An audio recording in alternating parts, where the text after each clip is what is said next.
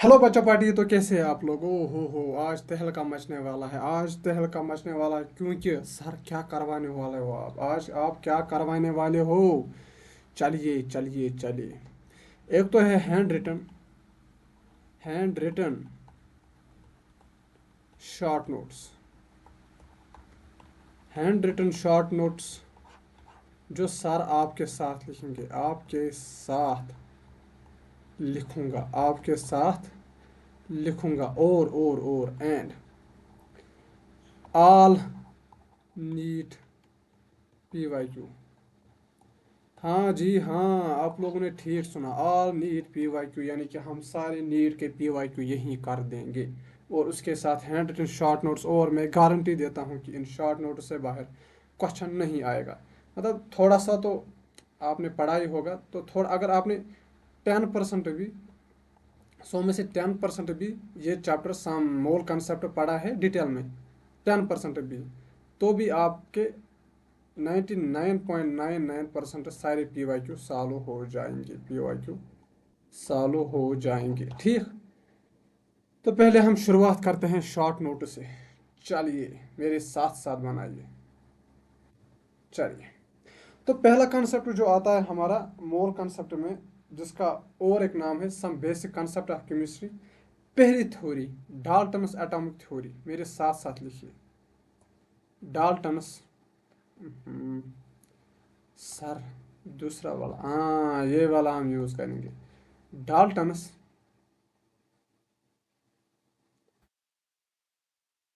Dalton's atomic theory. Dalton's atomic theory. Sir ये theory कहती क्या है? अब भी बताता हमें क्या कहते हैं। मेरे आप एक काम करोगे, क्या काम करोगे? मेरे साथ साथ बनाओगे। क्या बनाओगे? नोट्स बनाओगे, शॉर्ट नोट्स बनाओगे, जो नीट के एंड डेट तक आपका साथ देगा। चलिए, पहला पॉइंट, डाल्टन्स एटॉमिक थ्योरी ने कहा कि matter consists of matter consists of very very small small particles called as atoms। यानी कि जो हमारा मैटर है, सर मैटर क्या है?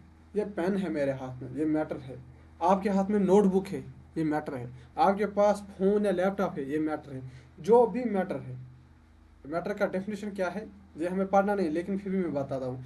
Anything which occupy space and है मास, वो हर एक चीज़ जो स्पेस ऑक्यूपाई करे। ये मैं यहाँ रखता हूँ, इसने स्पेस ऑक्यूपाई की, और इसके पास मास मास है, इसके पास मास है, तो इसे कहेंगे हम मैटर। तो डाल्टन ने पहली बात यही कही थी कि मैटर किसका बना है? छोटे छोटे पार्टिकल्स का बना हुआ है, जिसे एटम्स कहेंगे। और ये मत भूलना, नीट 2025 में इसी से क्वेश्चन आए थे, इसके पोस्टुलेट से। चलिए दूसरा point, atoms atoms are so small. Atoms बहुत छोटे होते हैं। That they can not they can not be further sub divided.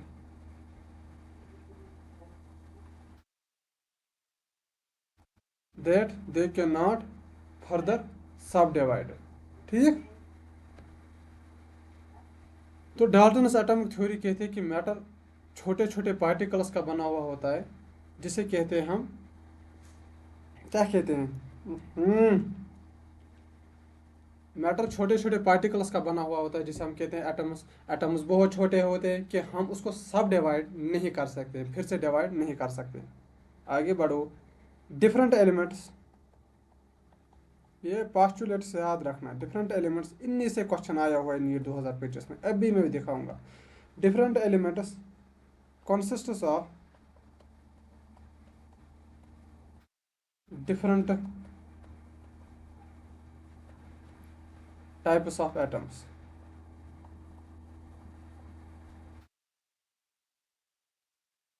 Different elements consist of different types atoms, यानी कि जो अलग अलग तरह के एलिमेंट्स होते हैं उनमें अलग अलग तरह के एटम्स होते हैं। ठीक, चलिए और एक a particular element, a particular element consists of same types of atoms, यानी कि अगर हम एक पर्टिकुलर एलिमेंट लेंगे, यानी कि फॉर एग्जांपल हमने कॉपर लिया, उसमें कॉपर के ही एटम होंगे।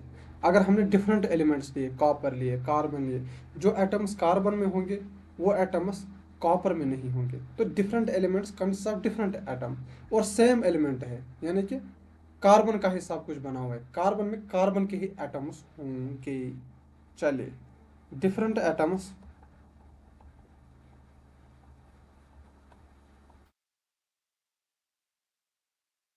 Of different elements,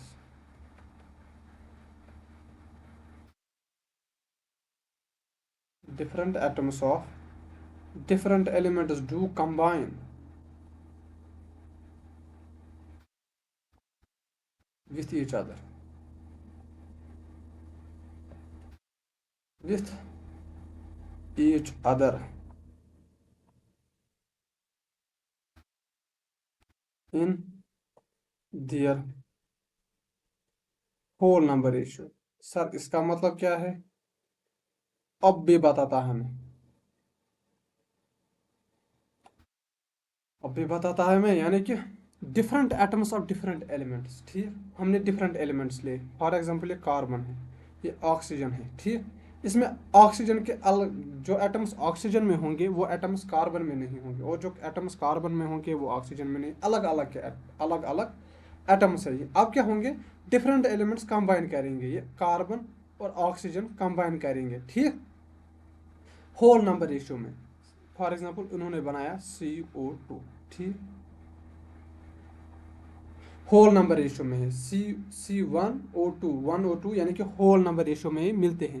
carbon different types of atoms, oxygen different types of atoms, ये आपस में मिलते हैं और बनाते हैं, और जब मिलते हैं और होल नंबर रेशियो में मिलते हैं। तो ये 5 पॉइंट्स हैं। पहला, matter consist of very very very small particles called atoms. Atoms are so small that they cannot be further subdivided. Different elements consists of different types of atoms. A particular element consists of same type of atoms.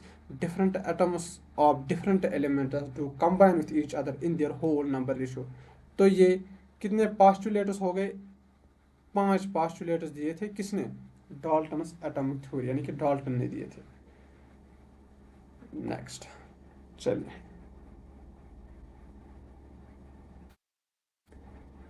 अब बात करते हैं 1 AMU। ये values आपको याद रखनी है, detail में पढ़ना है तो डिटेल में चैप्टर पढ़ना होगा, क्योंकि मैं यहाँ पर शॉर्ट नोट्स पढ़ाता हूँ। 1 पॉइंट पढ़ा होगा आपने, 1.66 इंटू 10⁻⁻⁴ ग्राम। एक AMU की वैल्यू होती है, एक मिनट, थोड़े से सुंदर सुंदर बनाते हैं ना सर, आप भी क्या करते हो? अब भी दिखाता हूँ, परदेसी परदेसी जाना नहीं, हमें छोड़ के वाह सर क्या शेयर। वेट अ मिनट, हाँ इसको हम यहाँ पर लेते हैं, इसको करते हैं क्लोज। ठीक, और ये लेते हैं ऐसे, और यहाँ पर लिखते हैं हम क्या? अब भी बताता हूँ क्या लिखते हैं। 1 AMU, 1 AMU is equal to 1.66 into 10⁻⁻⁴ gram, यानी कि सात, एक AMU में 1.66 इंटू 10⁻⁻⁴ ग्राम होता है। एक AMU का वैल्यू 1.66 इंटू 10⁻⁻⁴ ग्राम होता है। इससे क्वेश्चन आएगा, चलिए ठीक। और 1 AMU का वैल्यू होता है, wait a minute, wait a minute,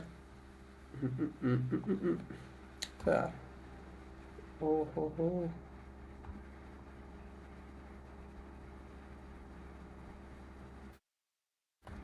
हाँ थोड़ा सा यहाँ खिसका देते, चलिए। और इसी का वैल्यू होता है बराबर, वो एक AMU का, एक तो है 1.66 इंटू 10⁻⁻24, वही होता है बराबर 1/12 of weight of 1 carbon 12 atom. ये ऐसे ही आपको याद रखना है, इस पे ही क्वेश्चन बनेगा। चलिए आगे चलते हैं, अब करते हैं मोल की बात।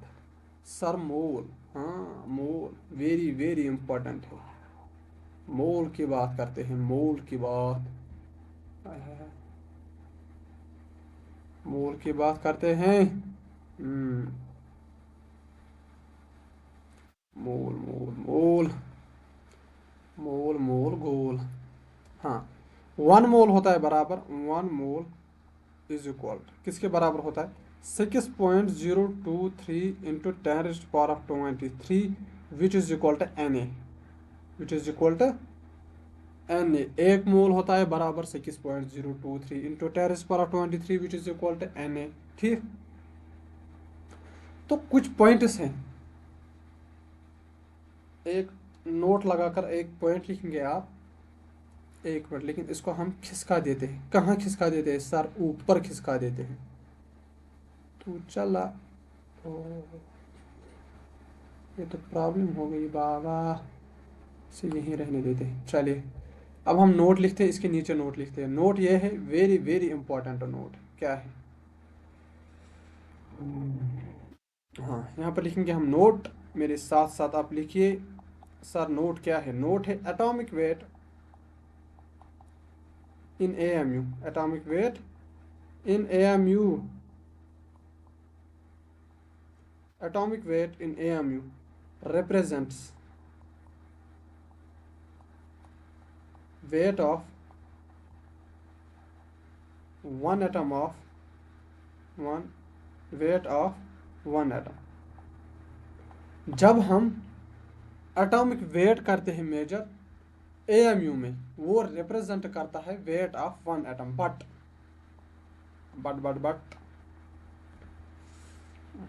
But atomic weight in gram, जब हम ग्राम्स में एटॉमिक वेट को मेजर करते हैं, represents weight of 1 मोल, वो होता है बराबर वेट ऑफ 1 मोल, यानी कि 6.023 इंटू 10⁻23 एटम्स।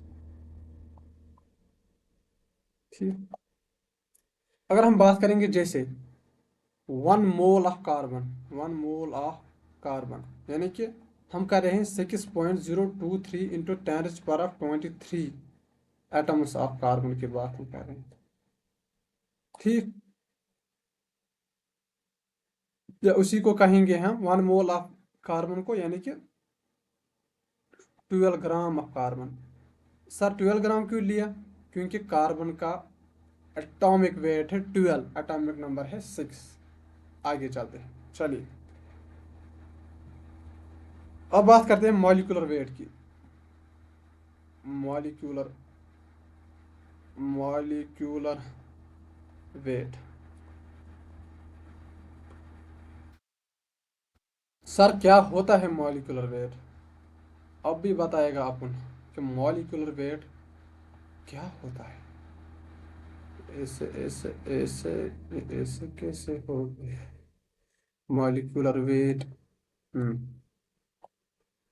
तो मॉलिक्यूलर वेट क्या होता है, 2 और मोर, मेरे साथ साथ लिखिए, टू, अगर आप शॉर्ट नोट्स बनाए रहे हैं, 2 और मोर एटम्स ऑफ, 2 और more atoms to combine form a molecule.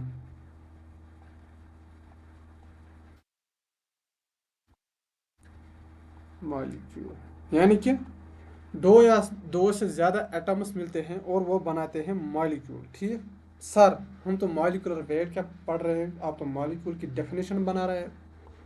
अब मैं बताता हूँ मॉलिक्यूलर वेट किसे कहते हैं। But molecular weight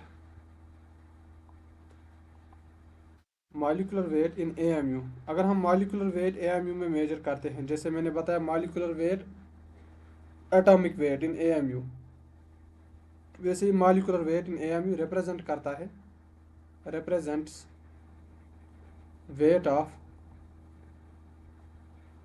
of one molecule. But जब हम मॉलिक्यूलर वेट ग्राम में मेजर करते हैं, but molecular weight in gram represents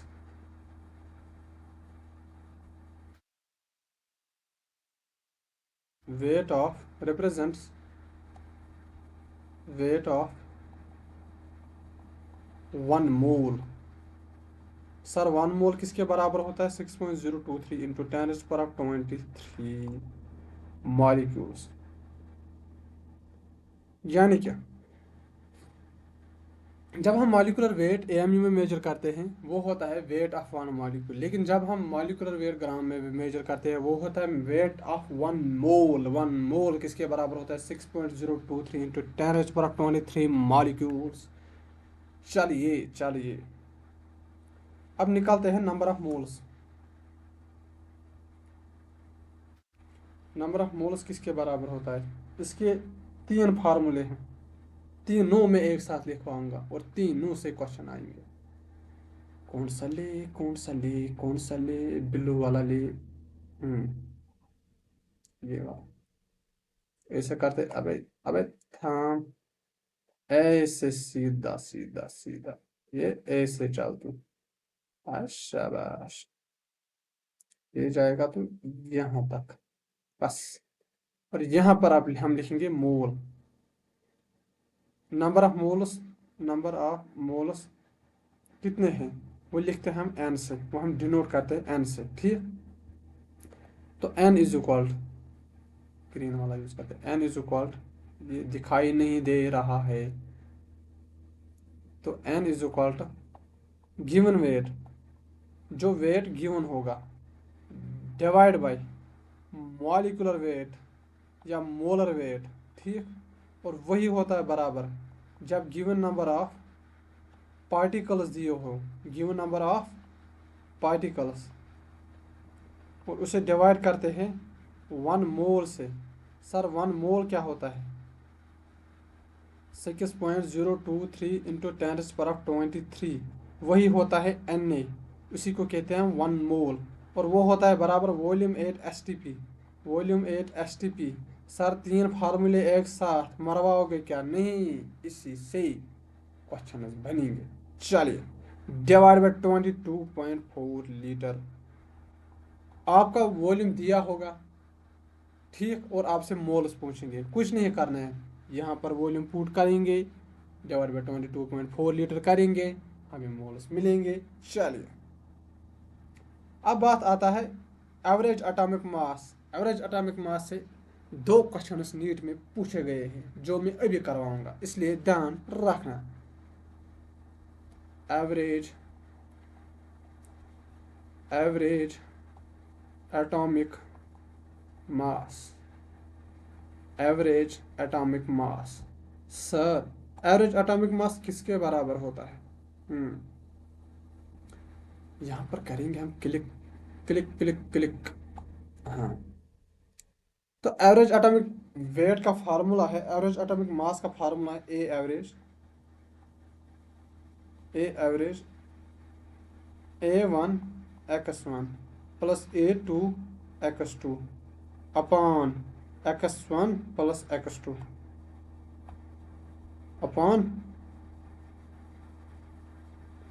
x1 plus x2, x1 plus x2। ये है वेरी वेरी इंपॉर्टेंट फार्मूला। सारे इंपॉर्टेंट फार्मूला जो भी मैं यहाँ पढ़ाऊंगा सारा कुछ इंपॉर्टेंट है, क्योंकि मैं तो शॉर्ट नोट्स पढ़ा रहा हूँ ना बेटा। चलिए, तो A1x1 प्लस A2x2 अपान x1 प्लस x2, ये है एवरेज का फार्मूला।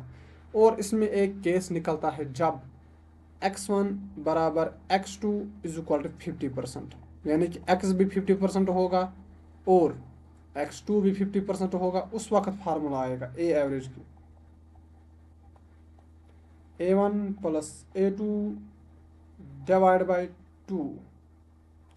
यह शॉर्ट केस, गधों की तरह सालों करने मत बैठना।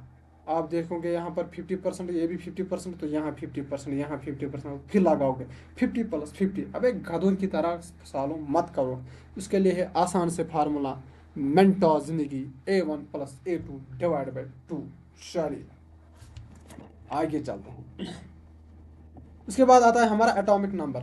उसके बाद आता है हमारा एटॉमिक नंबर। एक मिनट बेटा, मैं पानी की बोतल लेके आता हूँ, पता नहीं कहाँ मैंने रखी है।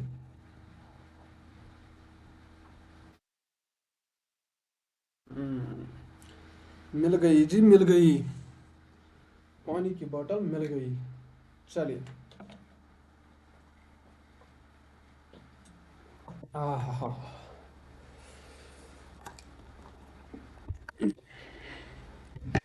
भाई इस वक्त अदरक वाली चाय पीने का मन हो रहा है, तो इसलिए मैं कहता हूँ कि सुनो, अदरक वाली चाय बना दोगी क्या? मैं ना थक के घर से आऊँगा, मैं ना थक के काम से आऊँगा, तुम अपने हाथों से पिला दोगी क्या? मैं ना तुम्हारे बालों में फूल लगा दिया करूँगा, मैं ना तुम्हारे बालों में फूल लगा दिया करूँगा, तुम गर्मा गर्म रोटी खिला दोगी क्या? सुनो, अदरक वाली चाय पिला दोगी। क्या बात है सर, क्या बात है। चलिए एटॉमिक नंबर से स्टार्ट करते हैं। Atomic number. Sir atomic number क्या होता है? अब भी बताएगा, अभी ठीक करके देगा, अब भी ठीक करके देगा। चलिए, तो एटॉमिक नंबर होता है amount of charge on atom. ठीक, एटम पर कितना चार्ज है, और इसे हम डिनोट करते हैं जेड से। जेड यानी कि amount of charge on atom. एक एटम पर कितना चार्ज है उसे कहते हैं हम एटॉमिक नंबर। तो एटॉमिक नंबर होता है बराबर नंबर ऑफ प्रोटॉन्स। कितने प्रोटॉन्स है, नंबर ऑफ प्रोटॉन्स। और जब न्यूट्रल एटम होगा तो यही होगा बराबर number of electrons. Number of electrons for neutral atom. This is for neutral atom. Sir किसके लिए है? न्यूट्रल एटम के लिए है। Wait a minute, wait a minute. अरे क्या हो रहा है, ये क्या हो रहा है? अरे कहाँ गया ये ट्रायंगल, ट्रायंगल, ट्रायंगल बाबू, यहाँ पर आजू। अरे शाबाश। चलिए, अब हम इस ट्रायंगल बाबू को बड़ा करते हैं। आ आ आ चलिए, तो ये है हमारा number of protons is equal to number of electrons, वो होता है बराबर एटॉमिक नंबर। पर ये किसके लिए? For neutral atom. For for neutral atom. Sir ये होता है बराबर, क्यों? नंबर ऑफ इलेक्ट्रॉन्स होता है बराबर नंबर ऑफ प्रोटॉन्स। कब? जब न्यूट्रल एटम होगा, और उसी को कहते हैं हम एटॉमिक नंबर। अब बात करते हैं मास नंबर की। Mass number. मास नंबर क्या है सर? अब भी बताएगा, मैं अब भी बताएगा। तो मास नंबर क्या है, और मास नंबर को हम ए से डिनोट करते हैं। तो मास नंबर होता है total number of nucleons. Total number of nucleons. Total number of nucleons in any atom. किसी भी एटम में कितने न्यूक्लियॉन्स हैं उसे कहते हैं हम मास नंबर। सर न्यूक्लियॉन्स क्या होता है? Number of protons plus number of neutrons. Neutron plus proton बराबर होता है न्यूक्लियॉन का। तो एटॉमिक मास किसके बराबर आ जाएगा? एटॉमिक मास आएगा बराबर number of proton plus number of neutron. Atomic mass, तो नंबर ऑफ न्यूट्रॉन्स किसके बराबर होता है? Very very important, number of neutrons होता है बराबर A minus Z. Very very very important. तो ये है दो फार्मूले आपके लिए।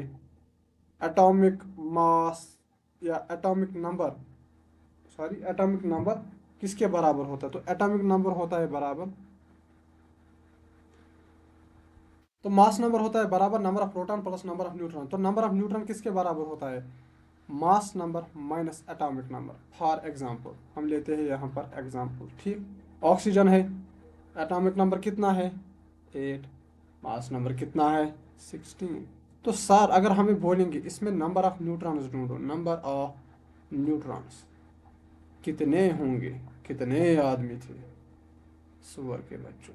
तो नंबर ऑफ न्यूट्रॉन्स, तो नंबर ऑफ न्यूट्रॉन्स होते हैं बराबर मास नंबर, मास नंबर कितना है? 16 माइनस एटॉमिक नंबर 8, वो होता है 8, यानी कि 8 न्यूट्रॉन्स है इसमें, 8 न्यूट्रॉन्स है इसमें। आगे बढ़ो। अब बात करते, ये था मास नंबर और था एटॉमिक नंबर, अब बात करते हैं हम एटॉमिक मास की। आहा, एटॉमिक मास। तो सर एटॉमिक मास किसके बराबर होता है?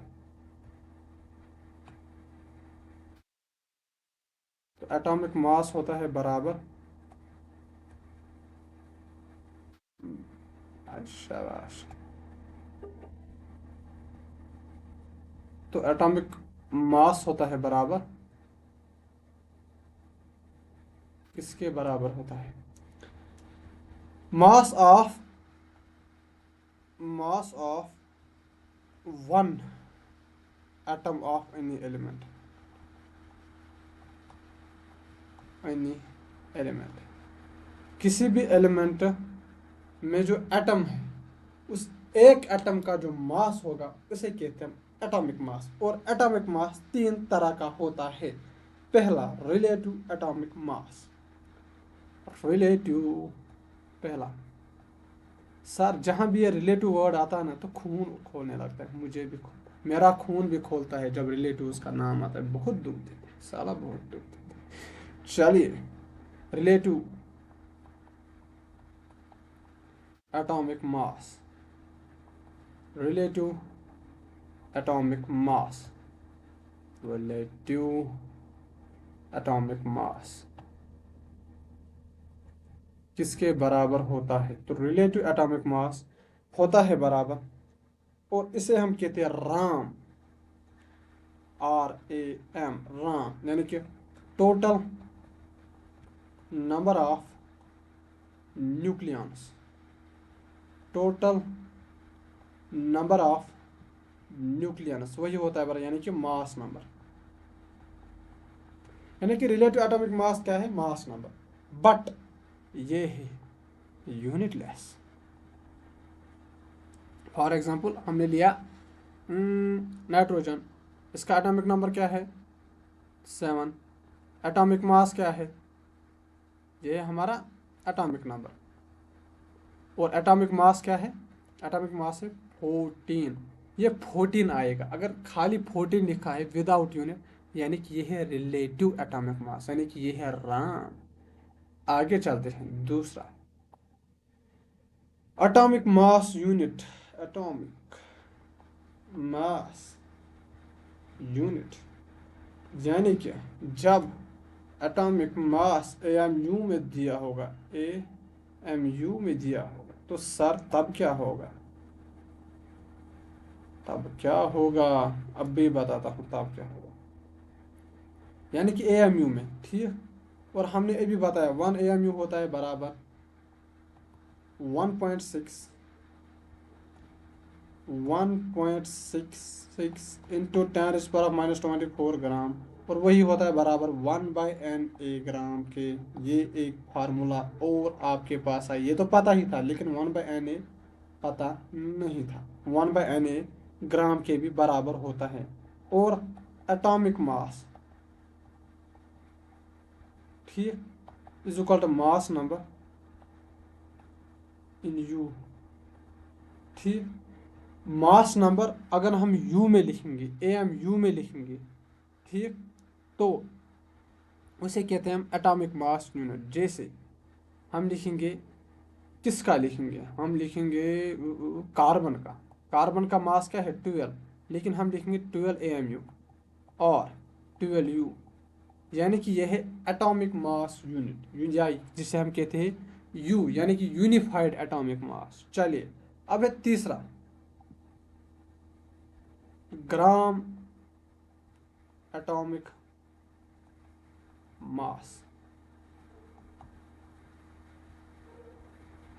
इसे हम लिखते हैं गाम, GAM, गाम। और इसमें क्या हमने पहले ही पढ़ा, 1 मोल होता है बराबर, जब हम मास लेते हैं ग्राम में, ठीक, तो उसे कहते हैं हम ग्राम एटॉमिक मास। जैसे 1 मोल होता है बराबर 6.023 into 10⁻6.023 into 10⁻⁻24 10⁻23 10⁻23 10⁻23 which is equal to Na। ये हमने अभी पढ़ा था, ठीक। तो गाम किसके बराबर होता है? Mass of 1 mole atoms, 1 mole atoms का मास, उसे कहते हैं हम गाम। वही होता है बराबर मास नंबर, लेकिन जब हम ग्राम में लिखेंगे। जैसे एग्जाम्पल के तौर पर हम लिखेंगे सल्फर 32 ग्राम, तो यह है ग्राम एटॉमिक मास, ठीक। चलिए अब बात करते हैं हम, वे आइडियल गैस इक्वेशन आपने पढ़ी है, थोड़ी सी क्या पता इसमें यूज हो जाए। वैसे तो गैसियस स्टेट डिलीट हो चुका है, ये बात, क्या बात, ये बात सबको पता है कि गैसियस स्टेट डिलीट हो चुका है, लेकिन एक इक्वेशन सबको याद होती है। अगर कोई इंसान, कोई मेडिकल स्टूडेंट नाम भूल जाए लेकिन आइडियल गैस इक्वेशन नहीं भूल सकता। आइडियल गैस इक्वेशन क्या है? PV is equal to NRT, PV is equal to NRT, और इसकी एक और form PM is equal to rho RT, PM is equal to rho RT, PV is equal to NRT, PM is equal to rho RT। Rho क्या है? रो है density, रो है density. जब हम dense in the form of density लिखते हैं ideal gas equation, तो आता है PM is equal to rho RT। अब है एक इंपॉर्टेंट कंसेप्ट, छोटा सा, एक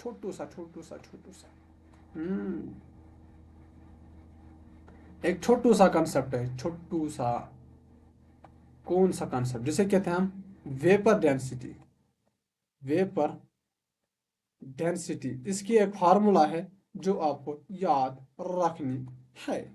चलिए, तो वेपर डेंसिटी होता है बराबर mass of gas upon 2, mass of gas upon 2, ये होती है vapour density, mass of gas upon 2।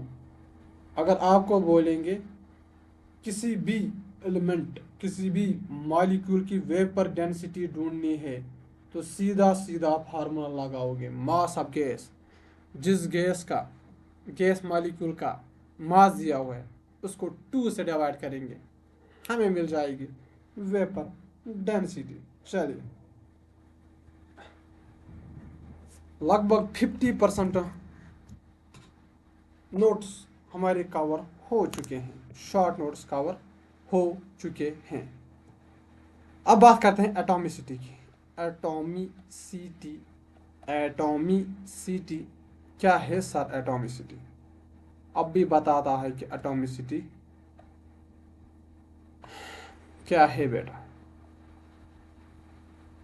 जैसे हमारे पास है CO2, 1 एटम ऑफ कार्बन, इसके पास है 1 atom of carbon, 2 atom of 2 atom of oxygen, 1 atom of carbon. CO2 molecule है, इसमें है 1 एटम कार्बन का, ठीक, और 2 एटम ऑक्सीजन के। तो एटॉमिसिटी ऑफ कार्बन क्या आएगी? एटॉमिसिटी ऑफ कार्बन वो आएगी बराबर जितने एटम्स एक मॉलिक्यूल में कार्बन के प्रेजेंट है। कार्बन के कितने एटम है? 1, तो 1। वैसे ही एटॉमिसिटी ऑफ ऑक्सीजन कितनी आएगी? कितने एटम से? 2 एटम्स, खत्म, इतना ही है।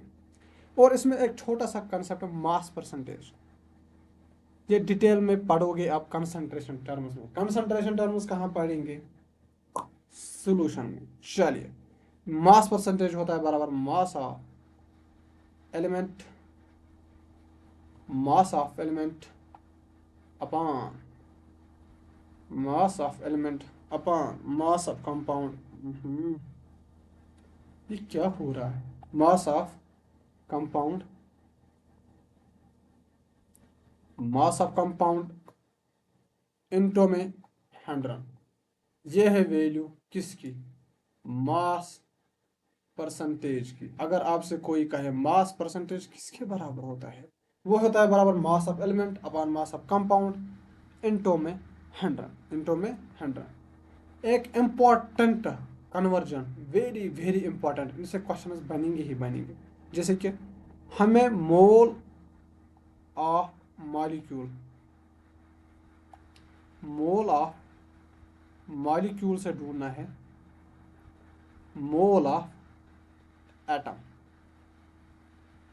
ठीक, मोल ऑफ मॉलिक्यूल से ढूंढना है मोल ऑफ एटम। ठीक, तो हम क्या करेंगे? इनटू करेंगे एटॉमिसिटी,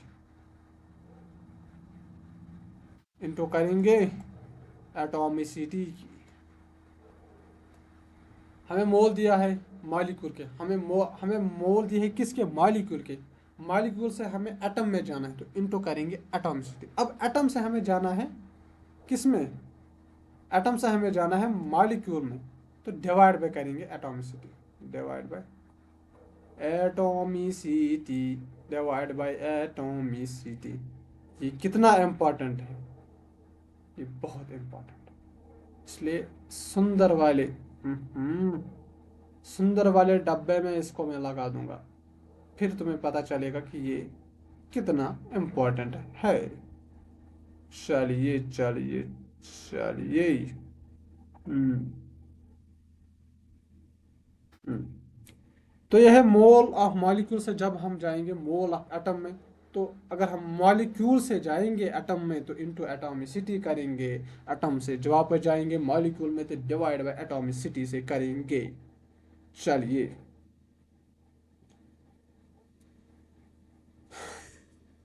मॉलिक्यूलर फार्मूला। सर क्या होता है molecular formula? Molecular formula, sir ये मॉलिक्यूलर फार्मूला क्या होता है? अबे बताता हूँ। क्या कहता है फिर हेरा फेरी में? मेले 30 लाख दे, मेले 30 लाख दे। अरे बाबा रे बाबा, तो 30 लाख कहाँ से देंगे? चलिए, तो मॉलिक्यूलर फार्मूला किसके बराबर होता है? It tells, it tells. यहां से मैं एक इंपॉर्टेंट कंसेप्ट निकालूंगा जिसमें नीट, जहां से नीट में क्वेश्चन डायरेक्टली आया हुआ है, इसलिए ध्यान रखना। वो क्या है? अब भी सरप्राइज दूंगा, सरप्राइज दूंगा। इसलिए इट टेल्स, थोड़ा सा 2 मिनट वेट करो, पहले मैं मॉलिक्यूलर फार्मूला समझाता हूँ। It tells exact, exact number of atoms, exact number of atoms, exact number of atoms of each element. हर एक एलिमेंट के कितने एटम्स है ये बताता है molecular formula in a compound. एक कंपाउंड में एग्जांपल NH3 है। ठीक, कितने एटम्स है नाइट्रोजन के? एक, हाइड्रोजन के 3, एग्जैक्ट नंबर। वैसे CO2 है, वैसे C6H12O6 कामा C12H22O11 एटसेट्रा। जब कुछ नहीं पता हो एग्जाम में भी तो क्या लगाते हैं एंड में? ETC etcetera. बस इतना ही आता था 11th और 12th में मुझे भी। चलिए, यूनिक फॉर एनी एलिमेंट, यानी कि हर एक एलिमेंट की अलग अलग मॉलिक्यूलर फार्मूला है। NH3 ये एक अलग मॉलिक्यूलर फार्मूला है। CO2 कार्बन डाइऑक्साइड, गुल कार्बन डाइऑक्साइड अलग फार्मूला है। C6H12O6 अलग। ये किससे अलग है? C12H22O11 O11 11 थोड़ा नीचे लिखना था सर, ये कर क्या रहे हैं? हाँ अब ठीक होगा। अब मैं जो जो कॉन्सेप्ट में आपको पढ़ाऊंगा उससे क्वेश्चन आया हो क्या? एम्पेरिकल, मेरे साथ दोहराइए, मेरे साथ लिखिए, empirical formula, empirical formula, empirical formula. आय शाबाश शाबाश शाबाश। यहां से लिखेंगे हम एम्पेरिकल फार्मूला। एम्पेरिकल फार्मूला क्या है? Ratio, it tells the ratio, it tells the ratio of each element in a molecule. It tells the ratio of each mhm, of each element in a molecule. Ratio दिखाता है, वो होता है molecular formula exact number, लेकिन empirical formula ratio दिखाता है इन ए molecule. जैसे sir कोई एग्जांपल दोगे? मैं क्यों नहीं दूंगा। CH2O, ये रेशो है, C1H2O1, ठीक, ये एक होल नंबर रेशो है। क्या पता ये किससे बना है? ये रेशो हमने किसका निकाला है? दो चीज़ों का हो सकता है। ये होता है यूनिक फॉर एनी एलिमेंट, लेकिन ये यूनिक नहीं होता है। ये दो तीन एलिमेंट का सेम एम्पेरिकल फार्मूला हो सकता है, लेकिन दो तीन एलिमेंट का सेम मॉलिक्यूलर फार्मूला नहीं हो सकता। चलिए, जैसे कि CH3COH, यानी कि 2:4:2, यानी कि दो कार्बन, चार हाइड्रोजन, दो ऑक्सीजन, इसका 2:4:2। अब इसका रेशियो निकालिए, डिवाइड बाई टू, हर टू को भी टू से divide by two simple whole number ratio निकालने के लिए यह गया 1:2:1 आ गया ना, यही C1H2O1। ठीक, क्या पता ये इससे मिलकर बना हो। इसका whole number ratio C6H12O6, glucose क्या है इसमें 6:12:6, तीनों को 6 से डिवाइड कर दीजिए, हमें सिंपल होल नंबर रेशियो निकालना है 1:2:1। सर इसका भी होल नंबर रेशियो 1:2:1, इसका भी होल नंबर रेशियो 1:2:1, लेकिन यहाँ मैंने बताया यूनिक है हर एक एलिमेंट के लिए, लेकिन ये यूनिक नहीं है। एम्पेरिकल फार्मूला, एक ही एम्पेरिकल फार्मूला दो एलिमेंट की, दो मॉलिक्यूल की, ये एक मॉलिक्यूल है, ये एक मॉलिक्यूल है, लेकिन एम्पेरिकल फार्मूला दोनों की सेम। चलिए, अगर हमें मॉलिक्यूलर फार्मूला या एम्पेरिकल फार्मूला दोनों में से कोई भी दिया हो और दूसरा पूछा हुआ हो, तो उसके लिए एक फार्मूला है। हाँ, क्या फार्मूला है? चलिए, मॉलिक्यूलर फार्मूला होता है बराबर N इंटू एम्पेरिकल फार्मूला,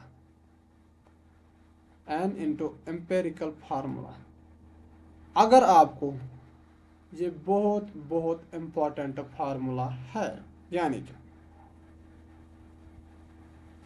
अगर आपको मॉलिक्यूलर फार्मूला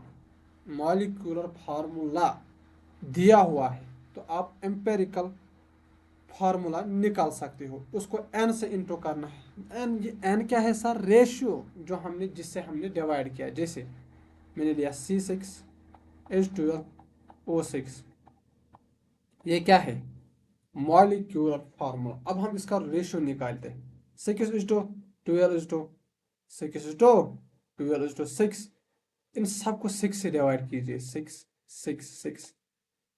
तो n क्या है? n की वैल्यू 6 है, n की वैल्यू 6। जब हम 6 से डिवाइड करेंगे तो 1:2:1, ये आ गया। क्या आ गया? Empirical formula. वो क्या है? वो है C1H2O1। चलिए आगे चलते हैं। तो यह है हमारा एम्पेरिकल फार्मूला, ये भी खत्म हो चुकी है। ठीक, अब है हमारा last concept. Last concept sir, ये लास्ट कॉन्सेप्ट है क्या? स्टोइशियोमेट्री से भी भयंकर क्वेश्चन पूछे जाते हैं। चलिए, नई हेडिंग लगाइए, और लास्ट हेडिंग लगाइए, और उसके बाद हमारा ख़त्म हो चुके हैं शॉर्ट नोट्स। उसके बाद क्या करेंगे, डायरेक्ट नीट के PYQ ईयर बाय ईयर। चलिए, stoichiometry, stoichiometry just like this. हाँ, स्टोइशियोमेट्री, ये ऐसे, ये ऐसे। चलिए, एक रिएक्शन देता हूं, लेकिन ऑलवेज एक point valid for balanced reactions, for balanced reactions. जो ये स्टोइशियोमेट्री है, ये हमेशा वैलिड होता है जब रिएक्शन बैलेंस। तो पहले रिएक्शन को बैलेंस करिए, फिर स्टोइशियोमेट्री लगाइए, और उसके बाद आंसर निकालिए। चलिए, मैं एक एग्जांपल लेता हूँ।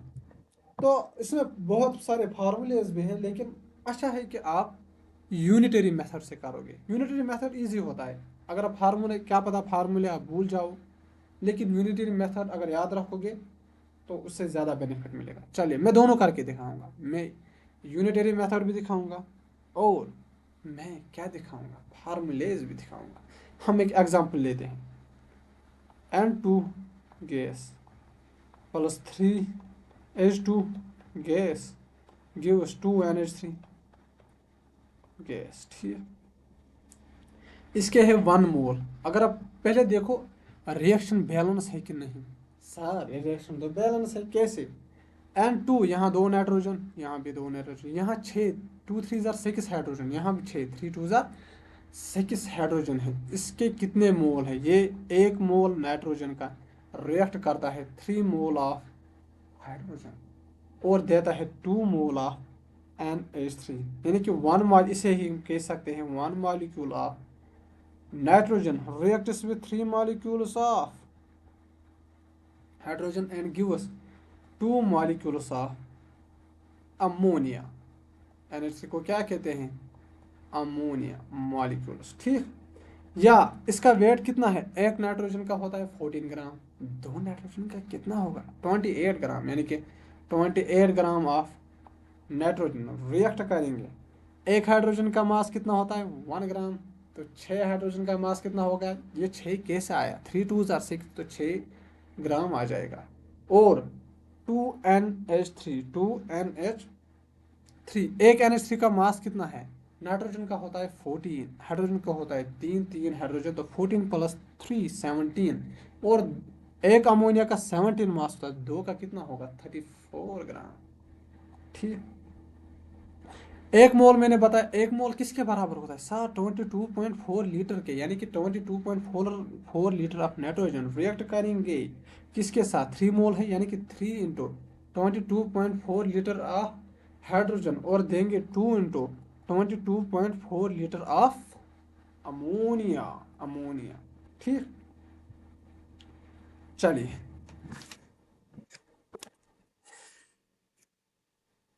अब आपसे एक सवाल पूछा गया है, एक एग्जाम्पल मैं आपका करवा देता हूँ, उसी से आपका जो स्टोइशियोमेट्री का जो मेन स्टैंडर्ड क्वेश्चंस आते हैं वो आपके इजीली सॉल्व हो जाएंगे। एग्जाम्पल है CH4 है, ये रिएक्ट करता है किसके साथ, ऑक्सीजन के साथ, और देता है CO2 प्लस H2O। अब हम, और आपको दिया है 10 ग्राम ऑफ, क्या दिया है, हम चारों निकालेंगे, एक से हम 3 नहीं निकालेंगे। हमें एक दिया होगा, एक से दूसरा पूछेंगे, ये वाला दिया होगा, ये यहाँ से ये पूछेंगे, ये दिया होगा यहाँ से ये पूछेंगे। लेकिन मैंने आपको दिए, क्या दिए, 10 ग्राम किसके, 10 ग्राम ऑफ अमोनिया, और यहाँ से पूछा मैंने डैश डैश, नहीं ये वाला नहीं पूछता, ये वाला पूछता, dash dash gram of water, यानी कि वाटर कितने बनेंगे। चलो हम स्टोइशियोमेट्री लगाते हैं। नहीं नहीं नहीं बेटा, अभी स्टोइशियोमेट्री मत लगाना, वरना डूब जाओगे। सर कैसे डूबेंगे, पहले इसको बैलेंस तो करो, पहले देखो रिएक्शन बैलेंस है कि नहीं, तभी स्टोइशियोमेट्री में उतरना। चलिए, ठीक। तो बैलेंस कीजिए, यहाँ पर कितने कार्बन है? एक कार्बन है। हाइड्रोजन कितने हैं? दो हाइड्रोजन है। यहाँ कितने हैं? चार। तो इसको गुना करेंगे दो से, तो बन गए चार हाइड्रोजन। तो ये हो गया बैलेंस। अब है ऑक्सीजन की बात। यहाँ है दो ऑक्सीजन। यहाँ कितने हैं? दो। यहाँ है दो। दो, टू टू जार four, four plus two six है। तो यहाँ से हम इंटू करेंगे इसको। हम्म, कितने हैं? टू टू जार फोर, फोर हाइड्रोजन से। यहाँ कितने हैं? दो। तो इसको गुना करेंगे दो से। चलिए, अब मैं दिखाता हूं आपको यूनिटरी मेथड किसे कहते हैं। चलिए, पहले हमें यहां से CH4 से हमें निकालना है वाटर। CH4 से हमें निकालना है वाटर। हम पहले यहां से देखेंगे, ठीक। एक मोल CH4 देता है कितने mole of water? 2 mole of H2O, 2 mole of H2O, ठीक। तो तो तो एक मोल में कितना मास होता है? कार्बन का होता है 12। तो CH4 का हम वेट देखेंगे। 12 प्लस हाइड्रोजन 4 यानी कि 4, वो होता है 16। तो 16 ग्राम, एक मोल का मास 16 ग्राम, यानी कि 16 ग्राम CH4 देगा 2 मोल ऑफ वाटर। H2O का मास कितना होता है? वो होता है 18, यानी कि इसके दो ऑक्सीजन के 16 हो गए 18। तो एक मोल का मास से 18, 2 मोल का कितना होगा? 2 × 18 gram of, gram of 16 gram of CH4 देगा कितना? देगा 2 × 18 ग्राम ऑफ वाटर, यानी कि 16 ग्राम CH4 से मिलेंगे हमें 36 ग्राम ऑफ वाटर, ठीक। हमें बोलना है 10 ग्राम से कितना मिलेंगे। 16 ग्राम से हमें मिला कितना? 36 ग्राम। हमें देखना है 10 ग्राम से कितना मिलेगा। तो 10 ग्राम से मिलेगा यूनिटरी मेथड। यूनिटरी मेथड कैसे लगाते हैं? ये डिवाइड बाई ये, इंटू में ये डिवाइड बाई ये, इंटू में ये, इंटू में, यानी कि वो आ जाएगा बराबर 360 अपॉन 16 ग्राम ऑफ वाटर बनेंगे कहाँ से? 10 ग्राम ऑफ CH4 से इन दिस रिएक्शन, ठीक है। कितना आसान है। तो अगर डायरेक्ट क्वेश्चन पूछेंगे तो आप ऐसे ही करोगे, ठीक। अब हमें इसमें तीन चीज़ें पढ़नी है, छोटे छोटे तीन कॉन्सेप्ट। उसके बाद शॉर्ट नोट्स, यानी कि हमारा ये चैप्टर खत्म हो जाएगा। उसके बाद हम पढ़ेंगे डायरेक्ट। क्या पढ़ेंगे? PYQs। हाँ, डायरेक्ट करेंगे PYQs। मेरे साथ साथ आप करो।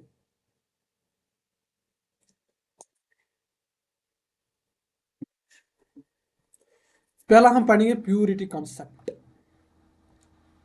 Purity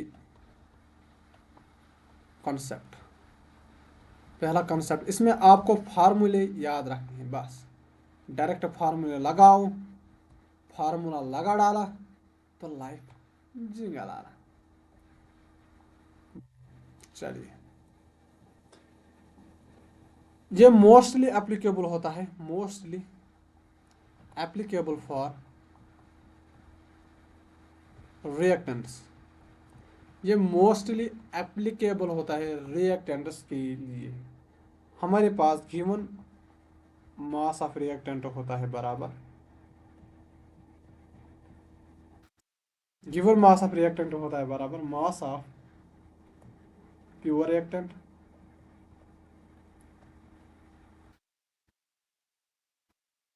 plus impurities.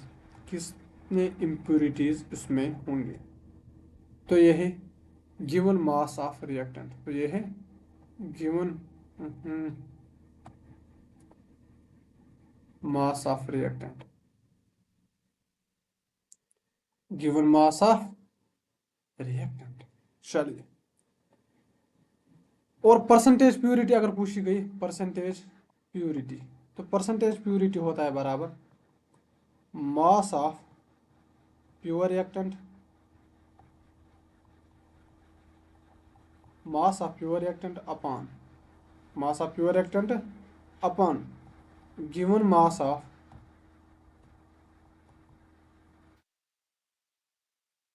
Reactant sample और इनटू करेंगे 100। ये फार्मूला रट लो। अगर डिटेल में पढ़ना था तो डिटेल में बैचेस में पढ़ाते हैं, लेकिन मेरा गोल है यहाँ पर शॉर्ट नोट्स आपके बनाना। मुझे उम्मीद है कि आपने डिटेल में चैप्टर पढ़ा होगा। शॉर्ट नोट्स आपके बनाना एज वेल एज आपके नीट PYQ लगाना। ठीक, तो परसेंटेज प्योरिटी का फार्मूला होता है mass of pure reactant upon mass of given mass of reactant sample और इनटू करेंगे 100। अब आता है इसमें हमारा और एक कंसेप्ट जिसे हम कहते हैं yield concept.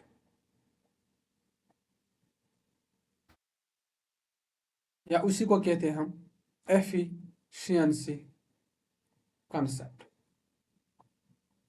Efficiency concept, yield concept and efficiency concept.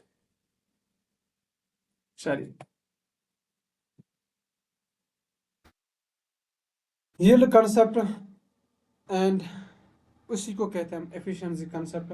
जो प्योरिटी कंसेप्ट है वो किस पर एप्लीकेबल था? वो था एप्लीकेबल फॉर, किसके लिए applicable? Reactant. But this is applicable for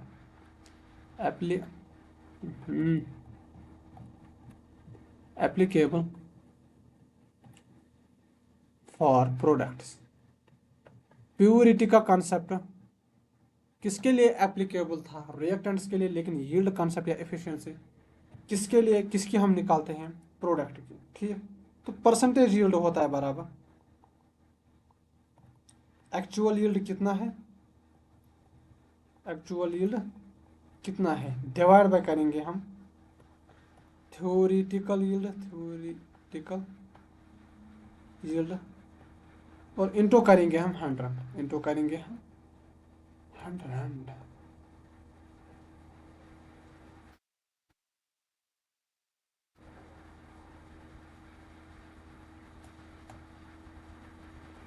into करेंगे हम 100। ठीक, यानी कि actual yield upon theoretical yield into करेंगे हम 100। जो हमारा थ्योरेटिकल यील्ड है ये स्टोइशियोमेट्री से कैलकुलेट करते हैं। Stoichiometry calculated from stoichiometry. ठीक है, और जो एक्चुअल यील्ड है ऑब्टेनेड इन रिएक्शन, ये हम निकालते हैं रिएक्शन से। ऑब्टेनेड इन रिएक्शन से हम निकालते हैं।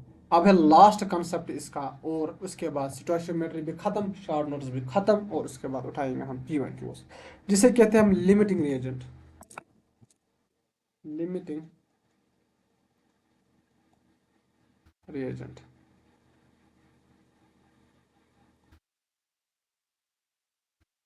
तो लिमिटिंग रिएजेंट किसे कहते हैं? तो लिमिटिंग रिएजेंट किसे कहते हैं हम? ठीक, the reactant which is completely consumed first in the reaction। वो रिएक्टेंट जो सबसे पहले कंज्यूम होगा, यानी कि हमारे पास अगर दो रिएक्टेंट दिए हैं, अगर हमारे पास दो रिएक्टेंट दिए हैं, जो वाला रिएक्टेंट पहले खत्म होएगा उसे कहते हैं हम लिमिटिंग रिएजेंट। लिमिटिंग रिएजेंट निकालने का फार्मूला क्या होता है? लास्ट फार्मूला आपके शॉर्ट नोट्स। तो लिमिटिंग रिएजेंट बराबर होता है, लिमिटिंग रिएजेंट होता है बराबर गिवन नंबर ऑफ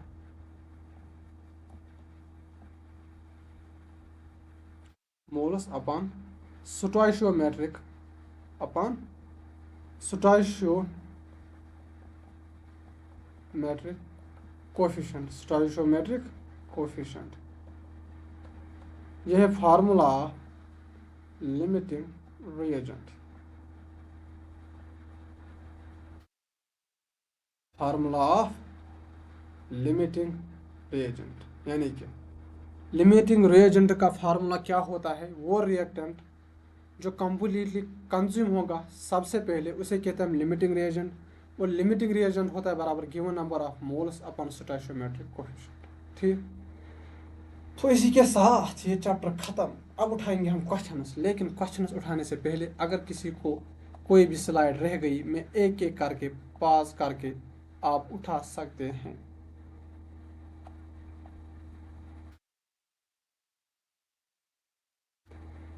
तो ये पहली स्लाइड पास करके उठाइए, उठा लिया। नेक्स्ट ये दूसरी स्लाइड, तीसरी slide, next next next next, फिर से नेक्स्ट नेक्स्ट। ये है सारे शॉर्ट नोट्स, आराम से बनाइए, आराम से बनाइए। चलिए चलिए चलिए,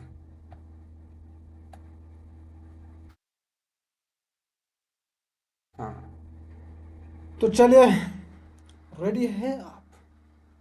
तो रेडी है आप? सर किसके लिए रेडी है? तो रेडी है आप?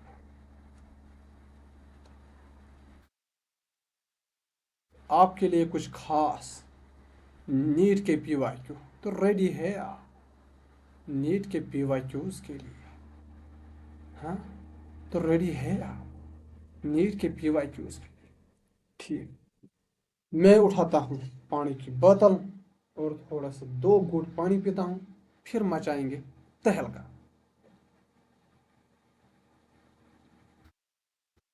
हाँ, पहले एक बात, आपने नोट्स तो लिखे ही होंगे, जो भी शॉर्ट नोट्स है आपने लिखे होंगे, ठीक, या समझे होंगे। अगर आपने लिखे हैं, पहले वीडियो को पॉज कीजिए, वो जो नोट्स आपने लिखे हैं उनको थोड़ा सा एक बार फिर से पढ़िए, करिए वीडियो को पॉज। पढ़ा? चलिए, तो स्टार्ट करते हैं हम महासंगम। चलिए चलिए चलिए, रेडी है? रेडी है? पहला क्वेश्चन आपके स्क्रीन पर, पहला क्वेश्चन आपके स्क्रीन पर, डाल्टन्स एटॉमिक थ्योरी से, डाल्टन्स एटॉमिक थ्योरी से मैंने पहले ही पढ़ा है। और क्वेश्चन देखो कब आया है बेटा, क्वेश्चन तो देखो क्वेश्चन कब आया है। 2025 का क्वेश्चन है, 2025 का क्वेश्चन है। यानी क्या? Dalton's atomic theory could not explain which of the following. इनमें से डाल्टन्स एटॉमिक थ्योरी किसको एक्सप्लेन नहीं कर पाया? लॉ ऑफ मल्टीपल प्रोपोर्शन कर पाया था, law of gaseous volume, volume का तो जिक्र ही नहीं आया था, मुझे लगता है यही है। Law of conservation of mass, हाँ, लॉ ऑफ कांस्टेंट प्रोपोर्शन। तो इसका आंसर आएगा मेरे हिसाब से option number B. Gaseous volume के बारे में उन्होंने बात नहीं की थी। ये था नीट 2025 का क्वेश्चन, और बोला गया था नीट 2025 टफ आया था। देखो नेक्स्ट, हाँ हाँ हाँ, एवरेज एटॉमिक मास से क्वेश्चन आया है। आप पहले वीडियो को पॉज कीजिए और क्वेश्चन को ट्राई कीजिए, उसके बाद में आपको दिखाऊंगा कि क्वेश्चन कैसे करते हैं। किया? पॉज किया? चलिए अब मैं दिखाता हूँ। चलिए, तो एवरेज एटॉमिक मास, तो एवरेज एटॉमिक मास होता है बराबर, मैंने फार्मूला बताया था, एक फार्मूला मैंने बताया था, A1 x1 plus A2 x2 upon x1 plus x2। तो क्वेश्चन हमसे क्या बोल रहा है? एन एलिमेंट एक्स है द फॉलोइंग आइसोटोपिक कंपोजिशन। एक तो है 90% atomic weight 200, 8% atomic weight 191 and 2% atomic weight 202। चलिए, A1 कितना है हमारा? A1 मास कितना है? 200। इसको गुना करेंगे 90 से, प्लस लप्पू सा क्वेश्चन, और 2000 नीट 2007 में, AIPMT 2007 में पूछा गया था। A2 199 है बेटा, 199 है, 199 इंटू 199 इंटू, ये फार्मूला है जब दो कंपोजिशन दिया हुआ है, लेकिन आइसोटोपिक कंपोजिशन 3 दिए हैं, तो वो भी तो इजी है। अगर A1 plus x1, A1 x1 plus A2 x2 plus A3 x3 upon x1 plus x2 plus x3, ऐसे बढ़ता जाए, जितने हमें देंगे उतने हम फार्मूले से लगाएंगे। 199 इसका परसेंटेज कंपोजिशन 8 प्लस 202 मास उसका परसेंटेज कंपोजिशन 2 अपॉन में करेंगे, अपॉन अपॉन अपॉन अपॉन में करेंगे परसेंटेज का 90 प्लस 8 प्लस 2, तो ये आएगा 100। अब करेंगे 200, जब हम करेंगे 200 इंटू 90 तो वो आ जाएगा 18123, 18000 प्लस, और जब हम करेंगे 199 इंटू 8 तो वो आएगा 1592 प्लस, जब 202 को 2 से मल्टीप्लाई करेंगे तो वो आ जाएगा 404, अपान में करेंगे 90 प्लस 8 प्लस 2 हो जाएगा 100, वो आ जाएगा हमारा 100। अब इनका आप गुनाह की, अब इनका एडिशन कीजिए 18000, ये सिंपलेस्ट वे एडिशन करने का, 1592404, इसको आप गुनाह कीजिए। 4 और 2 होते हैं 6, 9 होगा 9 4 5, लेकिन 9 और 8 1 9 और 1, ठीक, तो वो आ जाएगा 19996 अपॉन 100, तो वो आ जाएगा 199.96, 199.96 किसके सबसे ज़्यादा करीब है? किससे? 199 के करीब नहीं, 1999 के करीब नहीं। जब 50 से नीचे होगा तो इसके करीब था, लेकिन 50 से ऊपर होगा तो 200 के करीब होगा, तो ऑप्शन आया डी, ये है इसका करेक्ट आंसर। आगे बढ़ो। तो यह है और एक परसेंटेज, एवरेज परसेंटेज का, एवरेज एटॉमिक मास का। तो करिए, pause the video and try this question. Video को पॉज कीजिए और क्वेश्चन को ट्राई कीजिए। ये क्वेश्चन आया है 1990 में, किया ट्राई। चलिए अब मैं करके दिखाता हूँ, ये करके दिखाओ। तो ए एवरेज होता है बराबर एवरेज, तो एवरेज एटॉमिक मास होता है बराबर A1x1, इस बार हमें 2 ही दिए हैं, A2x2 अपान x1 प्लस x2, वो होता है बराबर A1 कितना है 10 इंटू इसका परसेंटेज कंपोजिशन 19 प्लस A2 कितना है 11, परसेंटेज कंपोजिशन 81। 1990 में क्वेश्चन पूछा गया है। तब तो मैं पैदा भी नहीं हुआ था, आप भी पैदा नहीं हुए थे। कहीं आप में 30 साल का बुढ़ा प्रिपरेशन तो नहीं कर रहा है? सर सही पकड़े है, सर सही पकड़े है, 10वां ड्रॉप ले रहे हैं और 30 साल के हो चुके हैं, और उसके बाद 35 साल में फर्स्ट ईयर MBBS लगा देंगे। चलिए, तो डिवाइड बाय 19 प्लस 81, 81 पहले 19 प्लस 81, तो वो होगा बराबर 10 इंटू 90 190 प्लस 190 प्लस 81 इंटू 11 कितना होगा 11 1000, 11 एक गया हाथ से, 11 8000 88 और 89 891 डिवाइड बाय 19 प्लस 81 100, वो होगा बराबर 1081 डिवाइड बाय 100, तो वो होगा बराबर 10.81। इसके करीब आंसर कौन है? 10.81, तो ये करीब है। Option number A will be the correct answer. आगे बढ़ो। चलिए चलिए चलिए, ये थोड़ा सा क्वेश्चन बड़ा है, बड़ा इसलिए 2025 में पूछा गया है। चलिए, तो हमें बोला क्या गया है, among the following choose the one with equal number of atoms। इनमें से इक्वल नंबर ऑफ एटम्स किसके हैं, इनमें से इक्वल नंबर ऑफ एटम्स किसमें है। चलिए एक एक करके ट्राई करते हैं। पहला होता है ए पार्ट, ए पार्ट को कीजिए। तो 212 ग्राम ऑफ Na2CO3 में कितने एटम होंगे, ठीक। तो इसका मॉलिक्यूलर मास है 106, तो 106 ग्राम में एक मोल यानी कि Na एटम होंगे, Na मॉलिक्यूल होगा, Na मॉलिक्यूल होगा।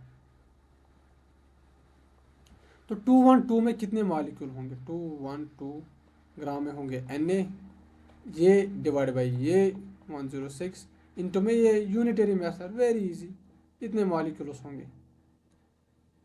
तो 1000 2000 ये आ गया 2Na molecule, 2Na molecule, 2Na molecule. लेकिन sir sir sir sir sir हमें निकालने हैं नंबर ऑफ एटम्स। मैंने बताया था जब हम मॉलिक्यूल से एटम्स में जाएंगे तो हम इंटो करेंगे एटॉमिसिटी से।